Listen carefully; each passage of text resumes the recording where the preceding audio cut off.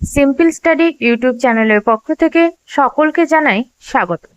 আজকের ভিডিওতে আলোচনা করব কোনো একটা ডকুমেন্টকে কিভাবে আমরা পিডিএফ বানাবো, অর্থাৎ এমএস ওয়ার্ডে কোনো টেক্সটকে টাইপ করে নিয়ে সেটাকে আমরা কিভাবে পিডিএফ ফাইল বানাবো।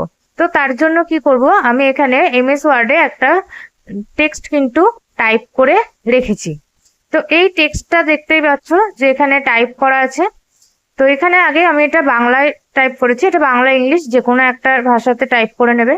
টাইপ করে নেওয়ার পরে এটাকে কিন্তু আমাদেরকে ফার্স্টে আগে সাজিয়ে নিতে হবে, মানে চারপাশে পেজের মার্জিন সেটআপ, পেজ সেটআপ এগুলো কিন্তু করে নিতে হবে।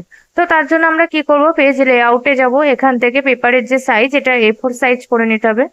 মার্জিন মানে এই জায়গাটা কতটা ছাড়া আছে দেখতেই পাচ্ছ, আর এখানেও দেখতে পাচ্ছ। তো এখান থেকে তোমরা এই যে মার্জিনটা আছে এখানে নর্মাল করা আছে, এখান থেকে তোমাদের যেরকম মার্জিন লাগবে একটা মার্জিন সেট আপ করে নেবে।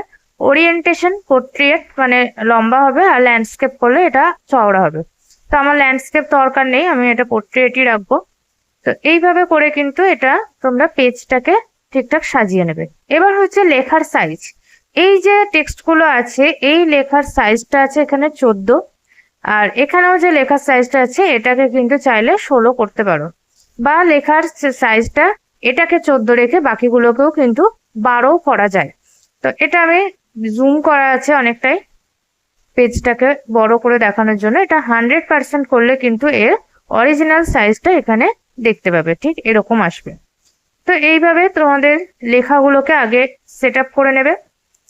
এরপর কি করবে, প্রত্যেকটা টোটালটা একবারে সিলেক্ট করে নেবে, মানে কিবোর্ড থেকে Ctrl+A প্রেস করে ধরে পুরো টেক্সটটা সিলেক্ট করে নিয়ে এই হোম ট্যাবের আন্ডারে প্যারাগ্রাফ গ্রুপে যেটা আছে এই অপশনটা জাস্টিফাই করে নেবে। তাতে কি হবে, চারিদিকটা কিন্তু সমান হবে ডকুমেন্টসটা। এই যে দেখতেই পাচ্ছ পুরো ডকুমেন্টের বর্ডারটা দু সাইড, রাইট সাইড এবং লেফট সাইডটা সমান হয়েছে। আর এটা যেহেতু হেডিং করব তাই এটাকে একটু মাঝখানে দেবো, সেই জন্য এটাকে করব আমি সেন্টার সিলেক্ট করে, শুধু এটাকে করলাম সেন্টার। এটার যদি মনে হয় সাইজ বড় করবে একটু সাইজ বড় করে নিতে পারো, আন্ডারলাইন দেবে মনে করলে এখান থেকে আন্ডারলাইন দিতে পারো। তো এইভাবে আমাদের কিন্তু আগে টেক্সটটাকে ঠিক করে নিতে হবে। যে কোনো টেক্সট টাইপ করে আমরা পেজ সেট আপ করে টেক্সটটাকে ভালো করে নেবো। এবার আমাদের এটা হচ্ছে পিডিএফ কিভাবে বানাবো।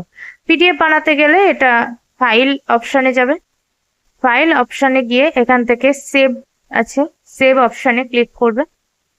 সেভ অপশনে ক্লিক করার পরে এখানে ফাইল নেমটা নিজের মতো একটা ফাইল নেম দিয়ে দেবে। আমি এটা পিডিএফ বলেই দিলাম, PDF1।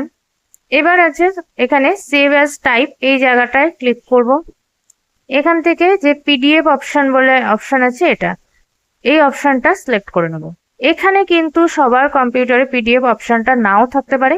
এই যে সেটআপটা আছে এটা হচ্ছে মাইক্রোসফটের 10 ব্যবহার করা হয়েছে সফটওয়্যার। তো মাইক্রোসফট যদি 7 ব্যবহার করো সফটওয়্যার, তো সেক্ষেত্রে কিন্তু এই অপশনটা থাকবে না। এগুলো কিন্তু ওল্ড ভার্সনের মাইক্রোসফটে নেই এই পিডিএফ অপশনটা। মাইক্রোসফট 10, মাইক্রোসফটের 16, 2016 যেটা আছে 2010, এই সফটওয়্যারগুলোতে কিন্তু এই অপশনটা আছে। তো পিডিএফ করার জন্য এই সফটওয়্যারটা লাগবে। যদি ওল্ড ভার্সনের সফটওয়্যার থাকে সেগুলো কিন্তু এই কাজটা হবে না। তো এখান থেকে আমরা এটাকে পিডিএফ করে নেবো। এরপর আমরা কি করবো, এখানে লোকেশন চুজ করে নেবো। আমি ডেস্কটপ করবো যাতে ডেস্কটপে আইকন হিসেবে সেভ করা থাকে। এবার এখান থেকে আমি এটাকে করব সেভ করা হয়ে গেছে। আমি এটা মিনিমাইজ করে রাখছি। এখানে দেখতে পাচ্ছ যে আমি ডেস্কটপ সাইটে চলে এসেছি, এই যে পিডিএফ হলে চলে এসছে। এটাকে আমি ওপেন করে দেখাচ্ছি। এই দেখো এটা কিন্তু খুব সুন্দরভাবে ওপেন হয়ে গেল। এটা হচ্ছে পিডিএফ। কিরকম ভাবে লেখার সাইজ আসছে দেখতে পাচ্ছ। যদি প্রিন্ট করতে চাও এখান থেকে প্রিন্টার কানেক্ট করা থাকলে এটাকে প্রিন্ট করাও যাবে। তো ঠিক এরকম এটা সাইজটা মনে রাখতে হবে 14 বা 12, এরকম 12-14 মধ্যে দেবে। বেশি বড় করলে কিন্তু লেখার সাইজ বড় হয়ে যাবে। 12-14 এটাই লেখার সাইজটা একদম পারফেক্ট। তো বুঝতে পারছো যে পিডিএফ বানাতে গেলে আমরা ওয়ার্ডে ডকুমেন্টে পিডিএফ বানাতে পারি খুব সহজেই। ওল্ড ভার্সনের যদি মাইক্রোসফট ইউজ করো সেগুলোতে একটু প্রবলেম হয় পিডিএফ বানাতে গেলে, কিন্তু বাকি এই ধরনের কাজগুলো মাইক্রোসফটের 10 আবার মাইক্রোসফটের 16 এই ভার্সনগুলোতে হয়। উইন্ডোজের 10 এগুলোতে থাকে নর্মালি। তো এগুলোতে ইউজ করলে কিন্তু আমরা সহজেই পিডিএফ বানাতে পারবো। তো আজকের ভিডিওতে দেখালাম পিডিএফ কিভাবে খুব সহজে বানাতে পারবে। আজকের ভিডিওটা এখানেই শেষ করছি। দেখা হচ্ছে নেক্সট কোনো ভিডিওতে।